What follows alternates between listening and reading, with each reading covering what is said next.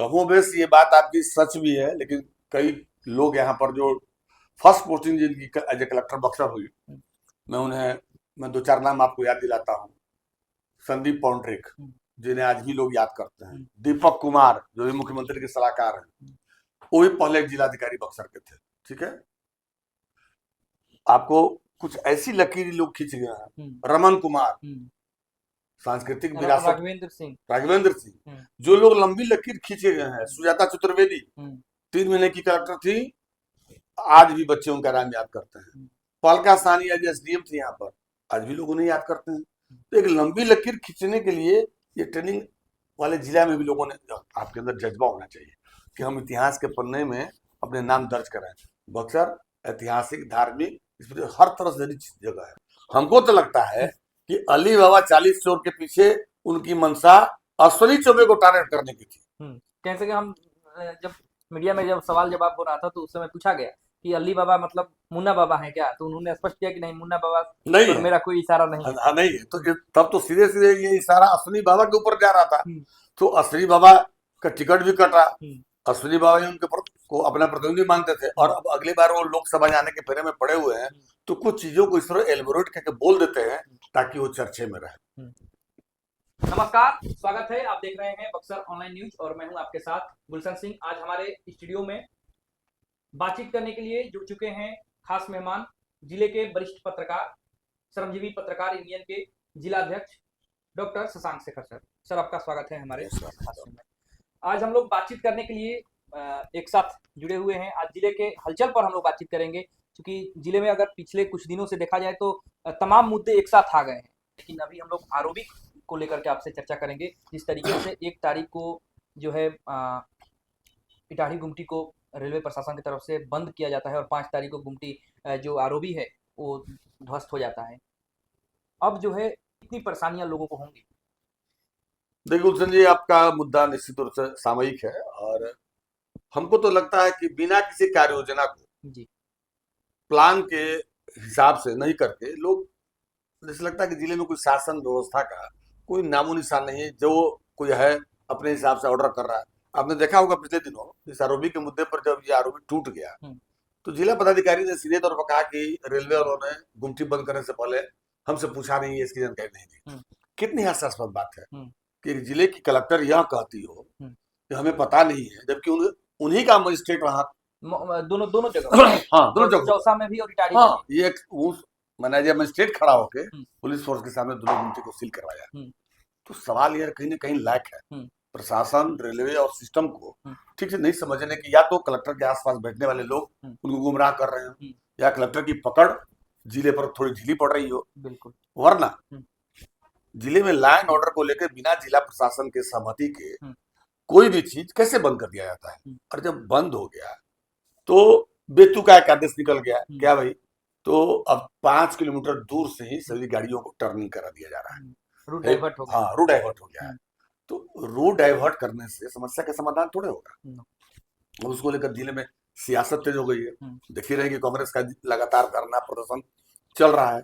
उस पर से पिछले दिनों अश्वनी बाबा घड़ियाली आंसू बहाने लगे कि हमें इस पुल के गिरने का अथाह दुख है, कष्ट है, पीड़ा, बहुत पीड़ा है, और ऐसे लोगों पर शीघ्र कमेटी बनाने की बात कर रहे हैं। तत्काल शॉर्ट टर्म में कमेटी बने और इंक्वायरी करके उनको जेल के सलाखों के पीछे भेजा जाए। गुलशन जी, एक और मेरा सवाल है, आप जो बोल रहे हैं, तो आज एक सदर विधायक का न्यूज वायरल हो रहा है, अली बाबा 40 चोर। उनका कहना है कि 10 सालों में जो विधायक रहे हैं वो अली बाबा अपने 40 चोरों के साथ मिल करके और पुल को लूट लिए हैं, जिसका खमियाजा आज भुगतने को मिल रहा है। तो as a journalist, as a public, यह मुझे सवाल करना चाहिए था कि 10 सालों तक जो विधायक रहा वो केंद्र सरकार की योजनाओं को कैसे लूटा, उसके लिए कौन सा रास्ता उसने अख्तियार किया हो, ये बताते ना वो विधायक है। तो क्या केंद्र सरकार की योजनाओं में स्थानीय विधायक को एक्सेप्ट करके उसके पैसे लूट सकते हैं, अगर उनको कुछ इस तरह की नॉलेज हो? हमको तो लगता है कि अली बाबा 40 चोर के पीछे उनकी मंशा अश्वनी चौबे को टारगेट करने की थी। कैसे कि हम जब मीडिया में जब सवाल जवाब हो रहा था तो उस समय पूछा गया कि अली बाबा मतलब मुन्ना बाबा है क्या, तो उन्होंने स्पष्ट किया कि नहीं, मुन्ना बाबा नहीं, मेरा कोई इशारा नहीं है। नहीं है। तो तब तो सीधे सीधे ये इशारा अश्वनी बाबा के ऊपर जा रहा था। तो अश्वनी बाबा का टिकट भी कटा। अश्विनी बाबा जी उनके को अपना प्रतिनिधि मानते थे, और अब अगली बार वो लोकसभा जाने के फेरे में पड़े हुए हैं, तो कुछ चीजों को इस तरह एलबोरेट करके बोल देते हैं ताकि वो चर्चे में रहे।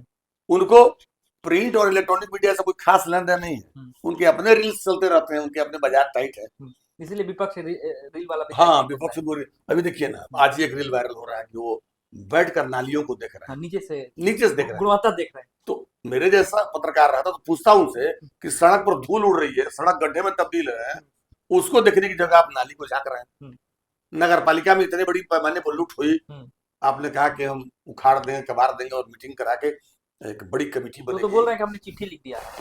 चिट्ठी लिखने का फलाफल आना चाहिए ना, पत्राचार करने देने से ही आया राम गया राम। विपक्ष ये भी कह रहा है, जैसे कांग्रेस के जिला अध्यक्ष पंकज उपाध्याय, उनका कहना है कि हम सत्ता में नहीं है तो चिट्ठी लिखकर मांग हम न करेंगे, जो सत्ता में है वो तो मांग नहीं करेगा, कार्रवाई करेगा। यही तो होना भी चाहिए ना, सरकार उनकी है, केंद्र में लेके बिहार में उनकी सरकार है, तो सरकार के लिए पत्राचार, तो अपने को कहते हैं कि मैं मिमियाने वाला विधायक नहीं हूँ, मैं चिट्ठी लिखने वाला नहीं हूँ, ट्रांसफर करने वाला नहीं हूँ।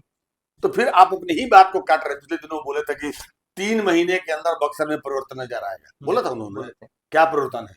ट्रैफिक का जाम उसी तरह है, बेतुका सवाल के तहत कहें कि ये गाड़ी गुमटी बंद हो गया, चारों तरफ से यह खमेर बक्सर शहर पर कितना लोड पड़ेगा, घंटों। अब तो ये बच्चे बिलबिलाते रहेंगे, बच्चे गर्मी में पूरा परेशान हो जाएंगे। गर्मी हो या विद्यालय जाने से पहले हर पेरेंट्स को अब 1 घंटा पहले अलर्ट रहना पड़ेगा, और 1 घंटे बाद अपने बच्चों को पिक एंड ड्रॉप करना पड़ेगा। ये हालत होने जा रही है। अच्छा, अभी का जो स्थिति है उसको लेकर के यदि बात करें तो क्या लगता है कि जिला प्रशासन और यहाँ के जो स्थानीय जनप्रतिनिधि हैं उनमें समन्वय की कमी है क्या? देखिए, पिछले दिनों की आपको घटना गुलशन याद होगा कि अस्पताल में जो घटना घटी थी, जो स्थानीय जो सदर विधायक हो गए थे इंस्पेक्शन के नाम पर, और कलेक्टर भी गई थी सिविल सर्जन से एक मीटिंग करने को लेकर, और दोनों में या तो गार्ड को नहीं पहचाना या कहीं भी गैप, राजा रानी वाला बयान। उसके बाद सिविल सर्जन को उन्होंने निठल्ला कहा था। इन सब चीजों से भाषाई मर्यादा को तोड़ा था, और इसके बाद से कहें कि प्रशासनिक अधिकारियों में इनके प्रति अंदर ही अंदर खुन्नस बना हुआ है। लेकिन चुनाव के समय जब काउंटिंग हो रहे थे या फिर जब वोटिंग होने को थे, उस समय तो प्रशासन काफी इनके प्रति लिबरल था। देखिए, एक सिपाही से भी पूछने पर वो करता कि आनंद सर को, नई दुल्हन जब आती है ना तो प्याज भी बहुत सलीके से काट के परोसती है, ठीक ना। तो आईपीएस की सेवा छोड़ के आए थे, ठीक है ना, और एक ऑरा होता है आईपीएस का, आईएएस का, उस ऑरे को इन्होंने खूब भुनाया, और जैसे उन्होंने सेव छाप से चुनाव लड़ा, उस ऑरे के तहत लोग के बीच मिलना जुलना, मुस्कुरा के हाथ मिलाना, सब कुछ चाहता है आईपीएस हाथ मिलाना, ये हाथ मिलाना, उसका उन्होंने बेनिफिट उठाया कि 50,000 वोट ले आया, और तत्काल उन्होंने टर्न किया और मूव करके तुरंत चले गए जनसुराज में। जनसुराज से कई गाड़ियां खरीदवाई, पूरे बिहार में यूथ के बड़े बाइक रैली निकाली, और कुछ ही दिनों के बाद उन्होंने अपनी सेटिंग ऊपर तक कर ली, उसको भी किक मारा। तो बीजेपी में कितने दिनों ये रहेंगे? अगर ये सिर्फ विधायक तक ही ये सीमित नहीं रहेंगे, ये भारत सरकार के मंत्री बनने का सपना देख रहे हैं कि किसी भी सूरत में हमको एमपी में खड़ा होना है, और हमको, लेकिन उसके लिए तो इनको विधानसभा क्षेत्र में मॉडल स्थापित करना पड़ेगा ना। देखिए भाई, ये आईपीएस है ना, ये अपने आप को कहते हैं कि मैं घास की रोटी खाया हूँ। महाराणा प्रताप के जयंती के दिन मैं इनका बयान सुन रहा था, इन्होंने कहा कि महाराणा प्रताप ने घास की रोटी नहीं खाई है, मैंने भी खाया है। तो मुझे तो हमारी मुलाकातों से नहीं हुई उसके बाद, नहीं तो मैं खुद ही पूछता उनसे कि घास की रोटी का टेस्ट कैसा रहा। जंगलों में आप अगर ऑपरेशन चलाने गए थे तो घास की रोटी कैसी लगी? घास की रोटी एक मुहावरा है जो लोग बोलते हैं, मैंने संघर्ष किया है, मैंने कई दिन भूखे रह गए हैं, पानी पी के रह गए, इस लहजे में लोग ये बात बोलते हैं। लेकिन चैलेंज करते हुए, भ्रष्टाचारियों को चैलेंज करते हुए एक और सेंटेंस वो बोलते हैं कि मेरे वर्दी पर आज तक खून के अलावा कोई दाग नहीं। ईश्वर करे आगे भी यह दाग नहीं रहे उन पर, लेकिन उनके अगल बगल के जितने सीनियरियो हैं, उनके आगे पीछे जितने लोग खड़े रहते हैं, उनकी तस्वीरों में देखिएगा, जिले के हर विभाग के ठेकेदार हैं, और कथित रूप से पार्टी के नेता भी है, अपने आप को पार्टी के नेता भी कहते हैं, संगठन में भी पदाधिकारी हैं, लेकिन वो हर विभाग में ठेकेदारी कर चुके हैं पूर्व में। तो अगर आप दाग नहीं है तो दागदार लोगों को लेकर चलने की जरूरत क्या है? आपका कमल सेवा केंद्र चल रहा है, विधायक हैं तो उनके साथ तो सभी तरह के लोग आएंगे ना। तो फिर वही बात है, जनप्रतिनिधि के साथ तो कोई भी आ सकता है, कोई नहीं आ सकता, बराबर वही लोग रहते हैं, कोई आए तो कोई बात नहीं है। भीड़ के हिस्सा जनता चली जाए, लोग चले जाए अपनी समस्याओं के लिए, कोई दिक्कत नहीं, अच्छी बात है। वो तो मिलते हैं सब लोगों से, जनता दरबार भी लगाते हैं, बहुत अच्छी बात है।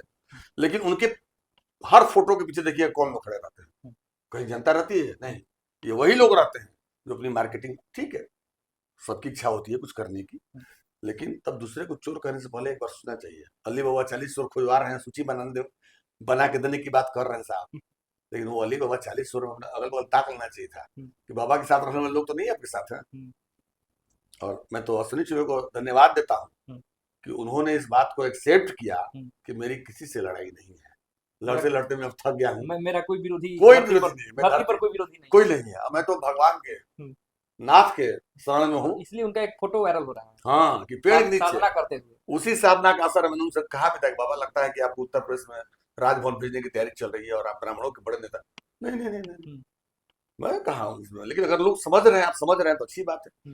बाबा जब तक बक्सर में रहे, लोगों से खूब जुड़ते रहे, उनका भी एक अपना ऑरा रहा है। विरोध भी तो खूब हुआ उनका। देखिए जो काम करेगा उससे ना विरोध। उस दिन मंत्री जी बोल रहे थे कि पुल बनेगा तभी ना गिरेगा, आपने सुना उस दिन कि अगर पुल बन रहा है तभी गिर रहा है, और जब पुल बन में नहीं करेगा इसका मतलब पहले के सरकारों में पुल नहीं बनते थे, सिर्फ माल हजम होते थे, और यहाँ पुल बना के माल हजम हो रहा है तभी ना टूट रहा है।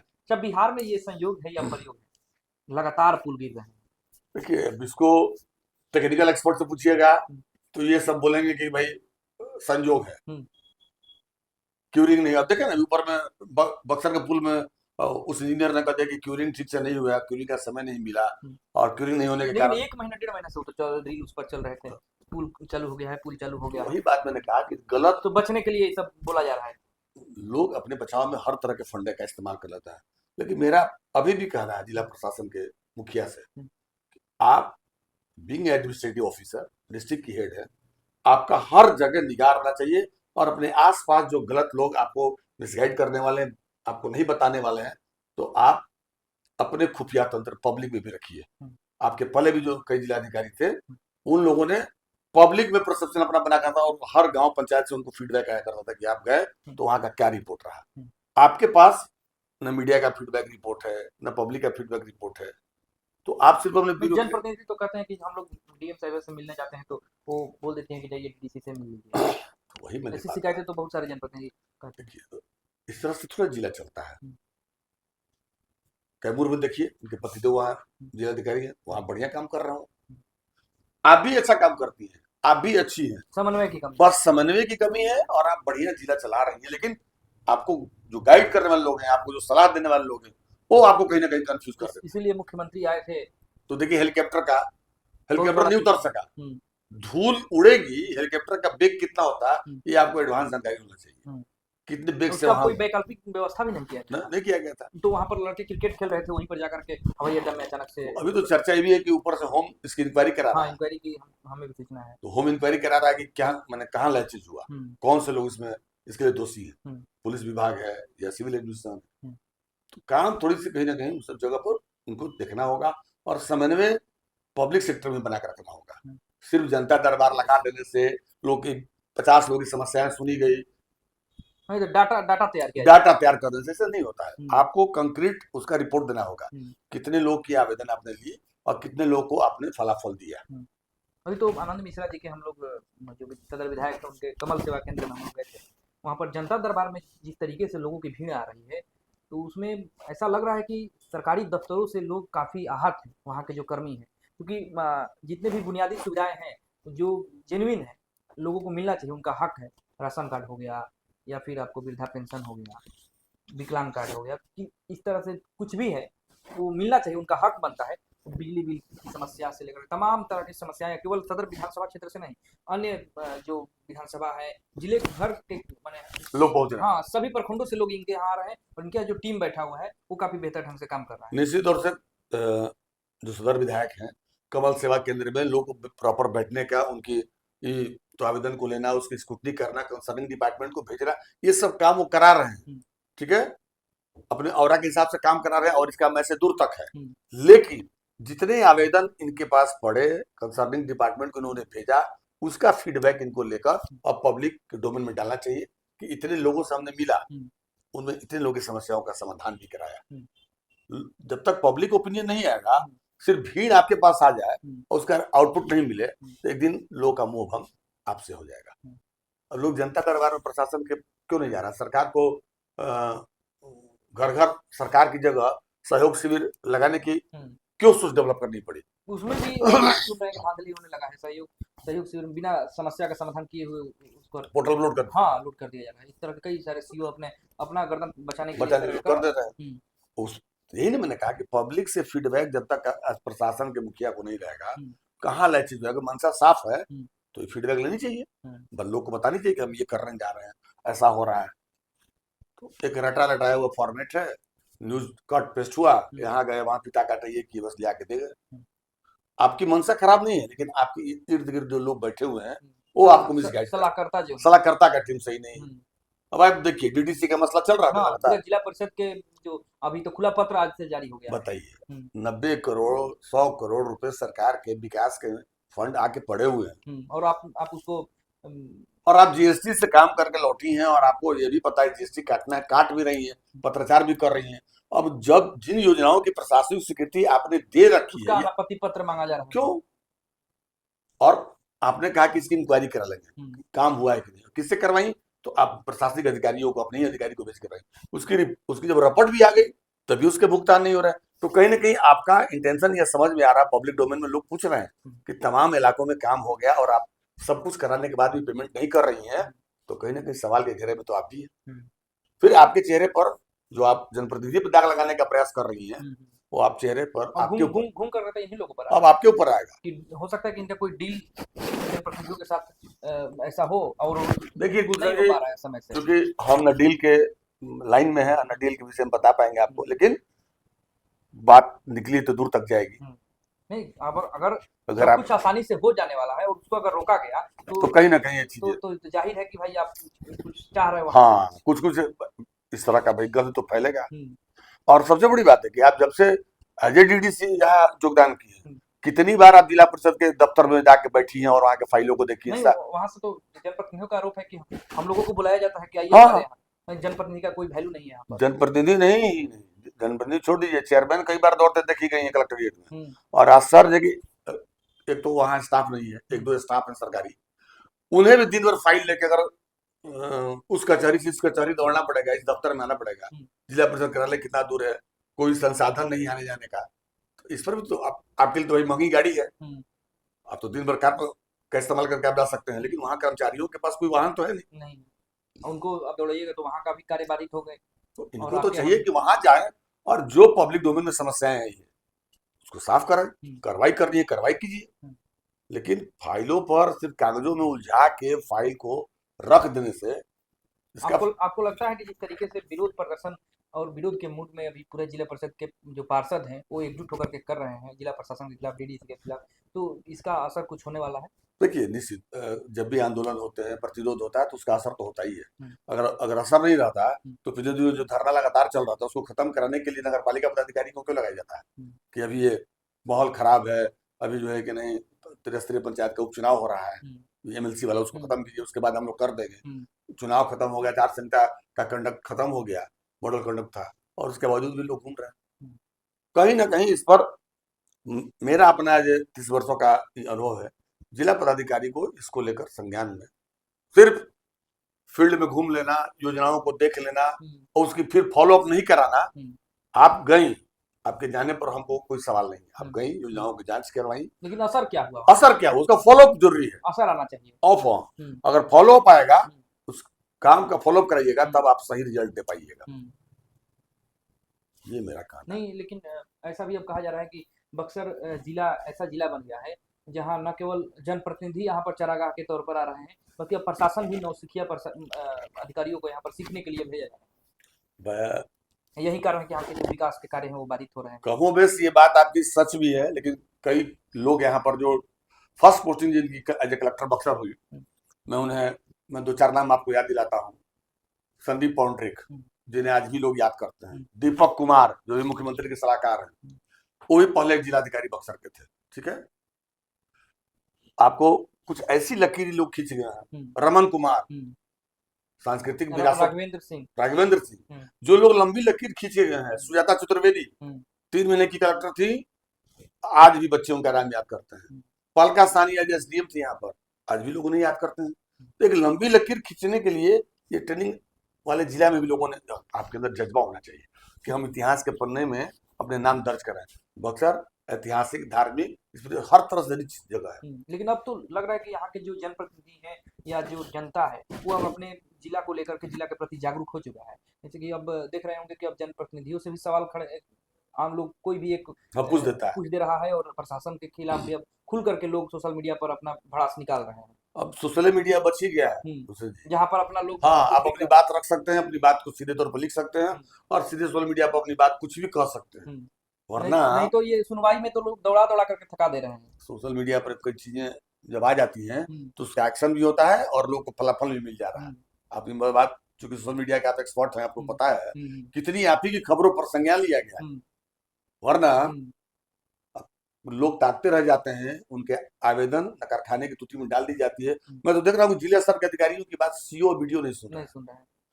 कई तो अधिकारी अगर ब्लॉक पे जाते हैं तो वीडियो से अपनी कुर्सियां नहीं छोड़ने बोलते, बगल में बैठिए, हम तो आपसे सीनियर बैठे। तो ये कहीं ना कहीं यह गैप हो गया है, जूनियर और सीनियर विंग में यह गैप हो गया है। जो डायरेक्ट वीडियो सीओ है वो डिप्टी कलेक्टरों को कुछ नहीं समझते हैं। लिखते रहिए आप। अच्छा, पहले, आज से अगर 20 साल पहले की बात करें तो 20 साल पहले यदि कोई भी कुर्ता पैजामा वाला पहुंचते थे दफ्तर में और किसी भी जनता का कोई कागजात लेकर के जाते थे तो उस पर तत्काल एक्शन होता था। लेकिन या फिर कोई आम नागरिक जो आरटीआई करता है वो भी अगर किसी अधिकारी के भ्रष्टाचार के खिलाफ अगर आवाज उठा देता था तो वहां से या तो उसको तुरंत बैलेंस किया जाता था, नहीं तो कार्रवाई होती थी। देखिए बहुत गिरावट अब हमें लगता है कि आप कितना भी आवाज उठाइए, चाहे मीडिया बोले या फिर आरटीआई करता अपना आरटीआई डालें या फिर सीनियर पदाधिकारी जूनियर को डांटे, हमें लगता है किसी पर कोई असर अब नहीं होगा। बिल्कुल, एकदम आपका कहना सही है। और मैं समझता हूँ कि कालांतर में, समय के कालखंड में आरटीआई कार्यकर्ता के अंदर भी बहुत गिरावट आ गई है। वो समाज हित में आरटीआई नहीं डालते हैं, अपने हित का काम कर लेते हैं, निजी हित का काम कर लेते हैं। वरीय समर्था, ये जो वरीय पदाधिकारी हैं जो मैंने ब्लॉक में के इंचार्ज बने हुए हैं, वो जाते हैं तो जनता का फीडबैक नहीं लेते हैं, जनता से नहीं मिलते, दफ्तर में गए, फाइल देखे, उसके बाद चले गए। एक आधी गड़बड़ी पकड़ भी लिए तो स्थानीय जो अफसर है वो भारी पड़ जाता है। सब अब देखते हैं ब्लॉक स्तर पर कोई कार्रवाई, किसी का स्पष्टीकरण, किसी का वेतन बंद। अब जिले में एक आध आदमी का देखते हैं कि जो कोऑर्डिनेशन बैठक होती है, कोई नहीं गया तो उसका वेतन बंद कर दिया गया या उसे शोकज पूछ दिया गया। कहा किसी बड़ी उपसमर्था को डर है जी कि कलेक्टर हमसे शोकज कर देगी? सब सरकार की गाड़ी है, वो मिली हुई है, तेल भरा रहा है, फील्ड में घूम के आ रहे हैं, सहयोग राशि अपना 1.5 साल 1 साल 2 साल काटे और निकले हाँ किया, निकल गया। तो बहुत गिरावट आई है। लेकिन अब कलेक्टर का हनक रहे तो न सिर्फ योजनाएं चलेगी, लोग को बीच उसकी साख भी बढ़ेगी, लोग उसके नाम का गाथा भी गांव में गाएंगे कि उनसे मिले तो मेरी आंखों की गई रोशनी लौट आई, मेरी समस्याएं तुरंत सॉर्ट आउट हुई।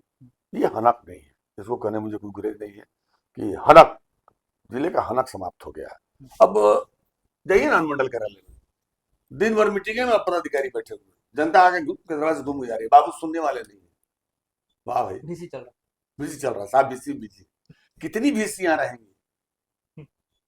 सरकार भी वीसीएफ चल रही है क्या?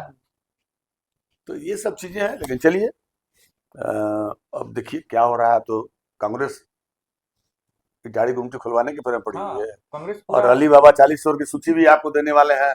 सदर विधायक देखिए अली बाबा कौन है, 40 चोरों में। हाँ, तो आप सुन रहे थे हमारे साथ जिले के वरिष्ठ पत्रकार डॉक्टर शशांक शेखर जी, जिन्होंने तमाम मुद्दों पर अपना मंतव्य रखा और इन्होंने बताया कि किस तरीके से जिले में आज के समय में अधिकारियों में, यहाँ के जनप्रतिनिधियों में तनातनी की स्थिति बनी हुई है, जिसके जद में यहाँ की आम जनता आ गई है और जनता अपनी समस्याओं को लेकर के कभी जनप्रतिनिधियों के पास जा रही है, कभी अधिकारियों के पास जा रही है, लेकिन दोनों के बीच समन्वय नहीं होने की वजह से आम जनता को काफी परेशानियों का सामना करना पड़ रहा है और जो सरकार की महत्वाकांक्षी योजनाएं हैं उसका लाभ सीधे तौर पर आम जनता को नहीं मिल पा रहा है। बने रहिए हमारे साथ, फिर मिलेंगे, धन्यवाद।